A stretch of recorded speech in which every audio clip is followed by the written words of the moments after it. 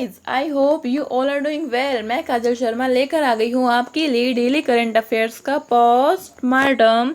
तो आज डेट हो चुकी है 17 जुलाई 2020। तो चलिए शुरू करते हैं आज का सेशन एक मोटिवेशनल कोट के साथ, जो है जब हौसला बना लिया है ऊंची उड़ान का, तब देखना फिजूल है कद आसमान का। जी हाँ गाइज, अगर आपने अपने किसी सपने को संजोया है तो उसके लिए केवल मेहनत करते जाइए और मत तुम पीछे मुड़ के देखिए। तो गाइस चलिए बढ़ते हैं इसी मोटिवेशनल कोट के साथ, करते हैं आज का सेशन शुरू। और अगर आप हैं चैनल पर नए तो चैनल को कीजिए subscribe and hit the bell icon. तो गाइस आज का पहला ही क्वेश्चन बना है पॉलिटी से, और जहां पर हम करेंगे आज एक और पॉलिटी का कॉन्सेप्ट क्लियर। तो गाइस जो है, राजस्थान राज्य के सत्ताधारी दल ने पार्टी के किस सभी विधायकों को व्हिप जारी किया है। व्हिप किससे संबंधित है? तो गाइस इसका आंसर होने वाला है दल बदल। दल बदल से संबंधित है क्या? व्हिप। अब जानते हैं व्हिप क्या होता है और दल बदल नीति के बारे में भी आज जानते हैं। तो गाइस व्हिप होता है, यह एक निर्देश है जो विभिन्न राजनीतिक दलों द्वारा अपने सांसदों को अनुशासित रखने के लिए प्रयोग किया जाता है। राजनीतिक दलों द्वारा अपने सांसदों को क्या करने के लिए? अनुशासित रखने के लिए प्रयोग में लाया जाता है क्या? व्हिप। तो गाइस इसी के साथ जान लेते हैं दल बदल नीति है भारत में एक, जो कब लाई गई थी फोर्स में? वो लाई गई थी 52nd अमेंडमेंट एक्ट में। तो और कब लाई गई थी ये? 1985 में। तो गाइस ये क्वेश्चन हो जाता है आपके लिए बहुत इंपॉर्टेंट एग्जाम्स के पर्सपेक्टिव से। 52nd amendment of 1985। Okay guys, तो आपको बताना है कि 1985 में हमारे देश के प्राइम मिनिस्टर कौन थे। तो गाइस यह था पॉलिटिकल कंसेप्ट। और चलिए अब चलते हैं दूसरे क्वेश्चन की तरफ, और आपको क्वेश्चन का आंसर भी करना है कि 1985 में कौन से जो प्राइम मिनिस्टर थे वो भारत में थे। और इसी के साथ जो जो ये दल बदल की नीति है, एक और बात याद रखिएगा, दल बदल की जो नीति है वो भारत की जो कॉन्स्टिट्यूशन है, भारत के कॉन्स्टिट्यूशन में 12 जो शेड्यूल हैं, 12 में से 10वें शेड्यूल में, 10th शेड्यूल में क्या है? ये दल बदल नीति एंटी डिफेक्शन लॉ है। कौन से शेड्यूल में? 10th शेड्यूल में, जो कि आपको रखना है याद। ओके गाइस, तो चलिए बढ़ते हैं अपने नेक्स्ट खबर के लिए, जो है अखिल भारतीय बाघ अनुमान 2018 का चौथा चक्र Guinness book of world record में दर्ज हुआ। पहला अनुमान कब लगाया था? तो गाइस 2000 भारत में जो अखिल भारतीय बाघ अनुमान है, यानी कि गणना की गई थी किन की? बाघों की, यानी टाइगर्स की। तो 2018 का जो चौथा चक्र था, यानी कि फोर्थ टाइम जो हुआ था 2018 में हुआ था, उसको Guinness book of world record में दर्ज किया गया है। किस वजह से किया गया है आइए जानते हैं सब। और क्वेश्चन का आंसर होने वाला है 2006, क्योंकि गाइज ये हर 4 साल में होता है। और हर 4 साल में होता है, तो पहली बार कब हुआ था? 2006 में हुआ था। तो 2018 में हुआ है चौथी बार। ठीक है गाइस, तो इसको Guinness book of world record में क्यों दर्ज किया गया है? क्योंकि इसकी कुछ खास बात है, वो है कि जो 2018 वाला जो सेंसस था, जो गणना थी टाइगर्स की, उसमें क्या हुआ था कि उसमें वर्ल्ड लार्जेस्ट कैमरा ट्रैपिंग हुई थी। यानी कि दुनिया में सबसे ज़्यादा कैमरा लगा के क्या की गई थी? बाघों की गणना की गई थी। कब? 2018 वाले सेंसस में। इसलिए इसको किया गया है गिनीज बुक में शामिल। ठीक है गाइस, तो इसी के साथ जो फाइंडिंग्स हुई थी, उसमें फाइंडिंग्स क्या क्या हुई थी उस गणना में? उसमें फाइंडिंग्स हुई थी कि दुनिया की 75% जो टाइगर्स हैं वो कहाँ पाए जाते हैं? वो पाए जाते हैं भारत में। 75% tigers of the world in India. ठीक है, 75% पाए जाते हैं टाइगर भारत में। और जो 75% है वो कितना है? वो है 2967, यानी कि 2967, ये इनकी संख्या है भारत में। ठीक है इस टाइगर्स की। और आपको जान लेना चाहिए कि जो वर्ल्ड टाइगर डे है वो कब बनाया जाता है? 29 जुलाई को बनाया जाता है। ठीक है गाइस, जो कि आने वाला है 29 जुलाई को बनाया जाता है क्या? World tiger day.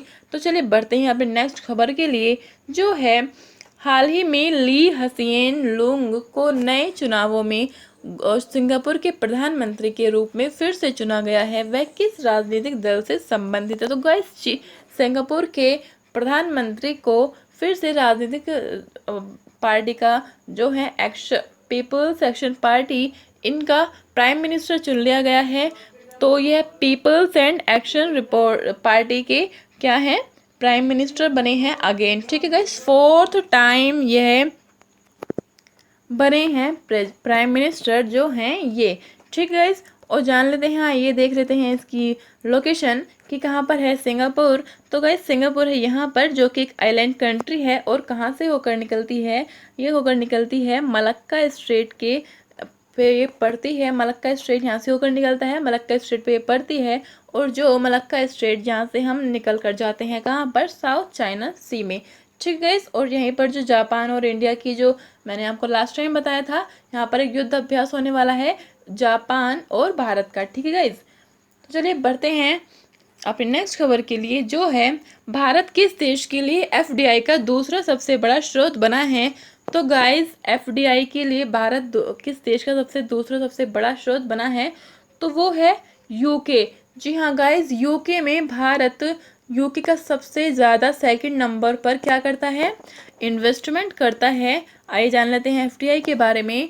एफडीआई क्या होता है कि यह होता है फॉरेन डायरेक्ट इन्वेस्टमेंट, यानी कि भारत करता है यूके में सेकंड लार्जेस्ट क्या, इन्वेस्टमेंट। जिसने, जी हाँ गाइस, जिस देश ने हमारे ऊपर किया था सालों तक शासन, उसमें अब भारत अपना करता है इन्वेस्टमेंट, जो कि हमारे लिए है गर्व की बात। लेकिन हमारी इकोनॉमी की दृष्टि से ये बिल्कुल अच्छा नहीं है, क्योंकि भारत का पैसा जाता है दूसरे देशों में, और वहाँ के ही जो हम वहाँ पर जो पैसा लगाते हैं वो उन्हीं के देशों के नागरिकों को क्या देता है? नौकरी देता है। लेकिन ये गर्व की बात है, क्यों? क्योंकि जो यूके है उसने हम पर सालों तक शासन किया था, और लेकिन अब जो भारत है इतना कैपेबल हो गया है कि अब वो उसी देश पर क्या करने लगा है। एक तो वहाँ पर भारत के कई सारे लोग हैं, ठीक है, जैसे कि प्रीति पटेल और भी काफ़ी लोग हैं, ऋषि सुनक जी हैं, वहाँ की जो कैबिनेट है वहाँ पर उनके देश को चलाते हैं। और उसी के साथ जो भारत है वो सेकंड लार्जेस्ट बन गया है क्या, एफडीआई में। ठीक है, तो फर्स्ट पर कौन है? यूएसए। अब जान लेते हैं एफडीआई क्या है। ये एक डायरेक्ट इन्वेस्टमेंट है, और इसी के साथ जो डायरेक्ट इन्वेस्टमेंट होते हैं वो कहाँ पर लगाए जाते हैं? उनकी कंपनियों में ऐड किए जाते हैं, यानी कि कंपनियों में उनके इन्वेस्टमेंट होता है। और इसी के साथ होता है एक एफआईआई, ये होता है फॉरेन इनडायरेक्ट इन्वेस्टमेंट, जो कि शेयर मार्केट्स में, किसी देश के शेयर मार्केट्स में ये लगाए जाते हैं और ये इन्वेस्टमेंट किए जाते हैं क्या, एफआईआई। और साथ ही एफडीआई क्या होते हैं? ये होते हैं डायरेक्ट इन्वेस्टमेंट। ठीक है गाइस, तो आपको याद रखना है। और जो ब्रिटेन में जो फर्स्ट नंबर पे जो इन्वेस्टमेंट करता है वो कौन करता है? यूएसए करता है। ओके गाइस, तो ये आपको रखना है याद। और इसी के साथ हम करते हैं आज यूके का पोस्टमार्टम, यानी कि यूके के मैप को देख लेते हैं। आज क्या है यूके का मैप? तो गाइस अक्सर हम देखते हैं कि जो हम इंग्लैंड है, यूके का जो इंग्लैंड है एक पार्ट है, यानी कि जो यूके है वो 4 भागों से मिलकर बना है। और अक्सर हम ये सोचते हैं कि जो इंग्लैंड है वो उसका सेकंड नाम, यूके का सेकंड नाम ही इंग्लैंड है। लेकिन नहीं गाइस, जो यूके है वो, यानी ग्रेट ब्रिटेन है, वो 4 भागों से मिलकर बना है।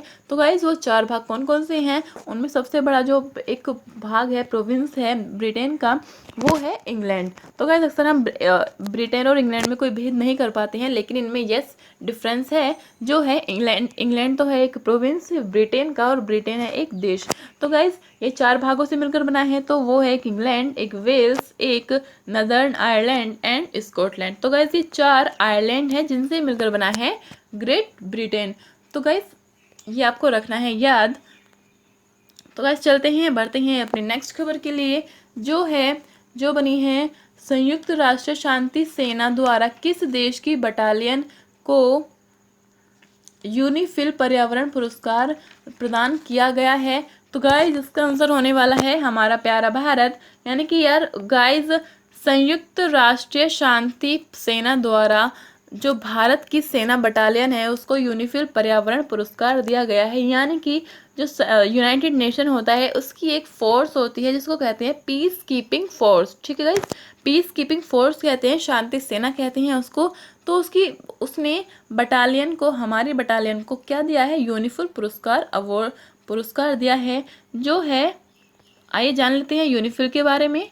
तो जो है united nation interim force in Lebanon, यानी कि जो लेबनान में हमारी जो फोर्स है वो वहाँ पे गई हुई है, तो उसको यह पुरस्कार दिया गया है। ठीक है गाइस, यूनिफिल, जो आपको रखना है याद। तो गाइस चलिए बढ़ते हैं अपनी नेक्स्ट खबर के लिए, और वो है गृह मंत्रालय ने निम्नलिखित में से किस पुलिस स्टेशन को देश का सर्वश्रेष्ठ पुलिस स्टेशन घोषित किया है। तो गाइस इसका आंसर होगा Nadaun.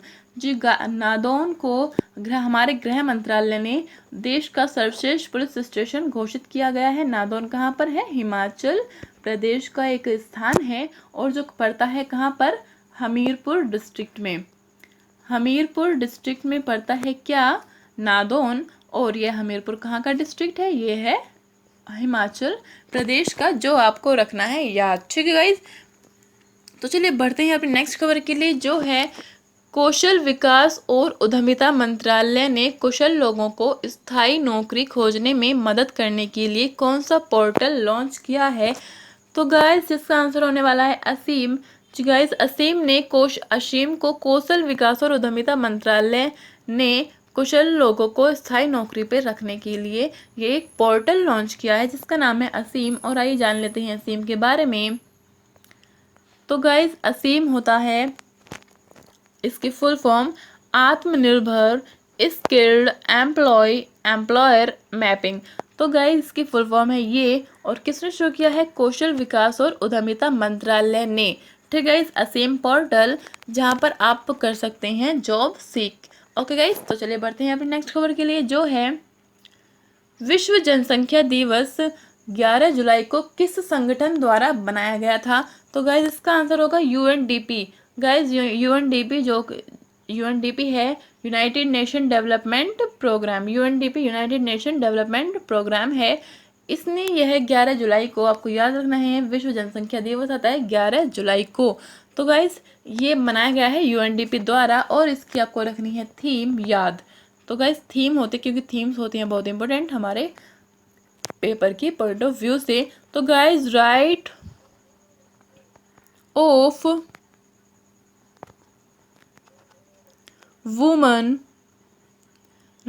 Woman and girl एमिड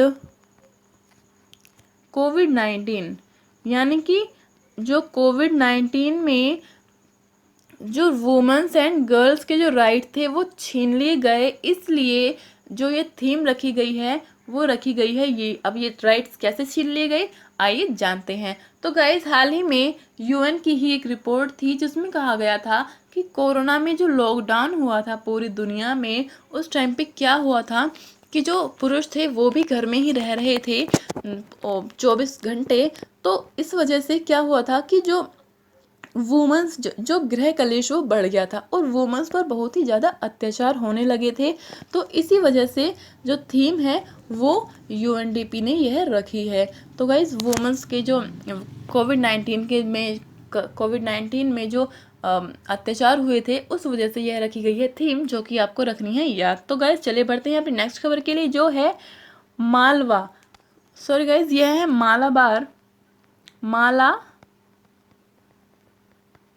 Malabar युद्ध अभ्यास में निम्न में से कौन सा देश शामिल नहीं है।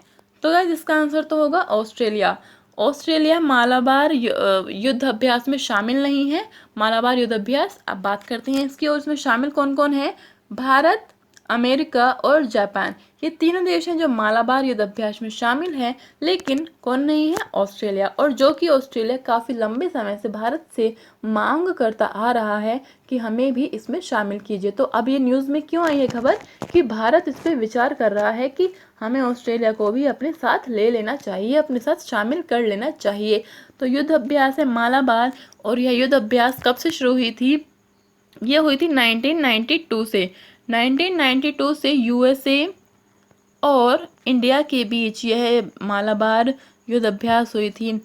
शुरू की गई थी 1992 में, और 2015 में जापान को शामिल किया गया इस युद्ध अभ्यास में। ठीक है गाइस, तो यह है एक नौसेना अभ्यास, नेवल एक्सरसाइज है, जो होती है कहाँ पर, इंडो पैसिफिक रीजन में होती है। आइए देख लेते हैं इंडो पैसिफिक रीजन। तो यह है इंडो पैसिफिक रीजन, यहाँ पर इंडो ओशन और Indian ocean and Pacific ocean जो है ये वो रीजन है। ठीक है, तो इंडो ओशन में कौन है, इंडियन ओशन में हमारा इंडिया, और पैसिफिक ओशन में है जापान एंड अमेरिका। तो गाइस, और ये है ऑस्ट्रेलिया की लोकेशन, तो जो आने की मांग कर रहा है इस मालाबार युद्ध अभ्यास में। ठीक है गाइस, जो आपको रखना है याद एक आइडिया। ठीक है गाइस, तो चलिए बढ़ते हैं अपने नेक्स्ट खबर के लिए, जो है हाल ही में WHO ने माना है कि डैश आकार की बूंदों के कारण हवा में फैल रहा है कोरोना। तो गाइस, WHO ने मान लिया है कि हवा में फैल रहा है कोरोना, और कितना उसका आकार है फैलने का, तो वो है <5 माइक्रोन्स। जी गाइस, किस तरीके से फैल रहा है कोरोना हवा में, तो आइए देखते हैं।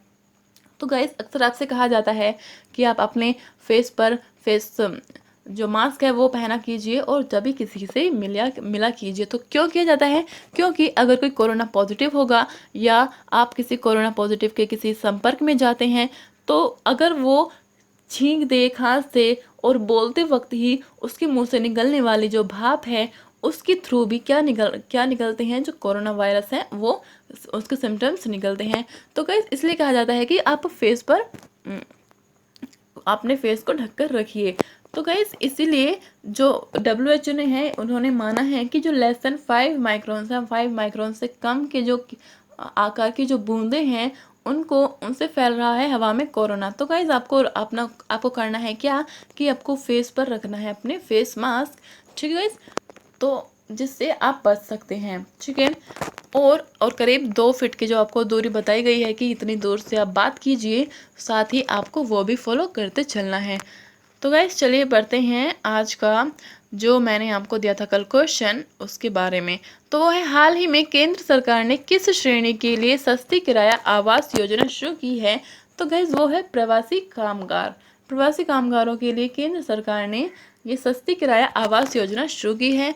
और गाइस, इसी के साथ क्वेश्चन फॉर यू है, हाल ही में ऑस्ट्रेलिया ने हांगकांग के साथ कौन सी संधि रद्द की है। तो गाइस, इसका आंसर आपको करना है कहाँ पर, कमेंट सेक्शन में। Thanks for watching, thanks for supporting guys.